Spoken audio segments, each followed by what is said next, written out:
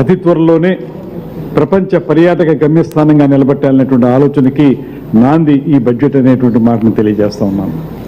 ఇప్పటికే మీకు తెలుసు, ఈ కూటమి ప్రభుత్వం అధికారంలోకి రాగానే 2024-29కి గాను ఒక ప్రత్యేకమైనటువంటి పర్యాటక పాలసీ తీసుకురావడం, దాంతోపాటు ముఖ్యమంత్రి గారు ప్రత్యేకమైన శ్రద్ధ తీసుకుని పర్యాటక రంగానికి పారిశ్రామిక హోదాని కల్పించడం, తద్వారా మేము పర్యాటక శాఖ ద్వారా అనేక రోడ్డు షోస్ నిర్వహించి అనేక చోట్ల నిర్వహించి పెట్టుబడులను ఆకర్షించడం. అలా చూసుకున్నప్పుడు ఈ సంవత్సరంన్నర కాలంలో రమారమి 20,088 కోట్ల రూపాయలని పెట్టుబడులుగా మనం ఆకర్షించగలిగాం. దాని ద్వారా రమారమి 1,22,637 ఉద్యోగాల కల్పన జరుగుతుంది.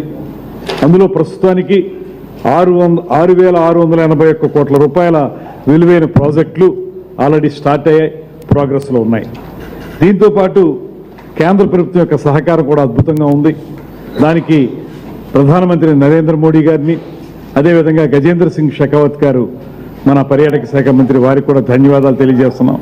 వారు రమారమి ఈ సంవత్సరన్నర కాలంలో 428 కోట్ల రూపాయల సహకారంతో 8 పర్యాటక ప్రాజెక్టులని మనకి అందించడం జరిగింది. దీంతోపాటు రేపు ఏప్రిల్ నుంచి ప్రారంభమయ్యేటువంటి నూతన ఆర్థిక సంవత్సరంలో మరిన్ని ప్రాజెక్టులు ఇవ్వడానికి కూడా కేంద్రం సుముఖంగా ఉంది.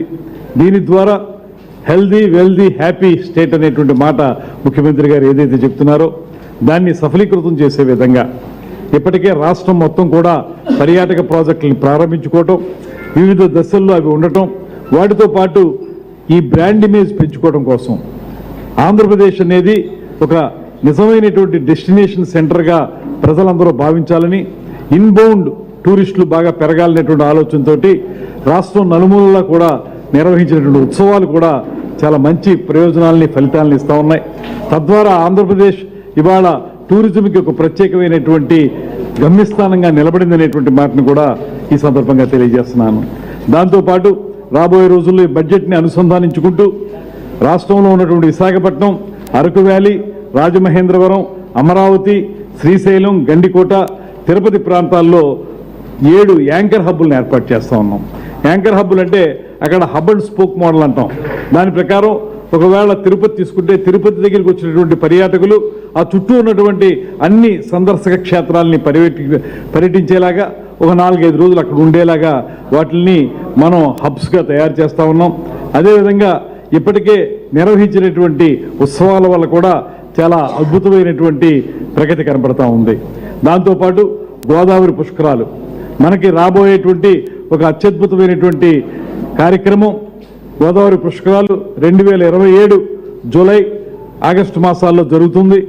ఆ కార్యక్రమానికి సంబంధించి ఈ బడ్జెట్లో ఒక 60 కోట్ల రూపాయలు ప్రిపరేటరీ వర్క్ కోసం కూడా వారు కేటాయించడం జరిగింది. దాని ద్వారా ముందు కార్యక్రమాలను మొదలుపెట్టుకుని ఆ తర్వాత కేంద్ర ప్రభుత్వం నుంచి కూడా సహకారాన్ని పొందడానికి అవకాశం దొరుకుతుంది. అదేవిధంగా ఇవాళ కొత్త పాలసీ తీసుకురావడంలో కూడా, కొత్త పారిశ్రామిక హోదా ఇవ్వడంలో కూడా ముఖ్యమంత్రి గారు కానీ ఉప ముఖ్యమంత్రి గారు కానీ చూపించినటువంటి చొరవ వల్ల అనేక చోట్ల నుంచి పెట్టుబడులు వస్తూ ఉన్నాయి. నిన్న కూడా ఆల్ ఇండియా లెవెల్లో జరిగినటువంటి ట్రావెల్ మార్ట్లో నేను విశాఖపట్నంలో పాల్గొని వచ్చాను. అక్కడ కూడా దేశం మొత్తం మీద ఇప్పటి వరకు విశాఖపట్నం రానటువంటి టూర్ ఆపరేటర్స్ అనేక మంది అక్కడికి రావడం జరిగింది. రమారమి బయట నుంచి వచ్చిన వాళ్ళు 600 మంది టూర్ ఆపరేటర్లు ఉన్నారు. మన స్థానికంగా ఆంధ్రప్రదేశ్లో ఉన్నటువంటి 86 మందితో పాటు మొత్తం ఇంచుమించుగా 700 మంది టూర్ ఆపరేటర్లు నేను విశాఖపట్నం రావడం జరిగింది. వారందరూ చెప్పేది ఒకటే మాట, ఈ సంవత్సరంన్నర కాలంలో ఒక అద్భుతమైనటువంటి దృశ్యం ఆవిష్కరించబడింది కనుక మేమందరూ కూడా రావడం జరుగుతుంది. రాబోయే రోజుల్లో మరింతగా ఇన్బౌండ్ టూరిజం పెంచడానికి మేము కృషి చేస్తామనేటువంటి మాట తెలియజేస్తున్నారు.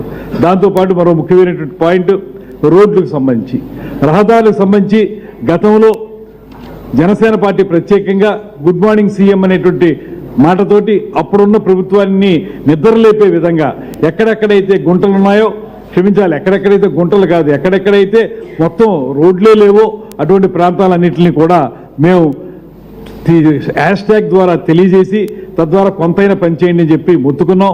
ఏ రోజు కూడా తట్టెడి మట్టి వేయినటువంటి వాళ్ళు ఆ రకంగా రోడ్లను వదిలేశారు. ఇవాళ మన కూటమి ప్రభుత్వం అధికారంలోకి రాగానే ముఖ్యమంత్రి గారు పాట్ హోల్ ఫిల్లింగ్ అనేటువంటి కార్యక్రమాన్ని చేపట్టడంతో పాటు అనేక రహదారుల్ని ఇవాళ బాగు చేసుకోవడం, ముఖ్యంగా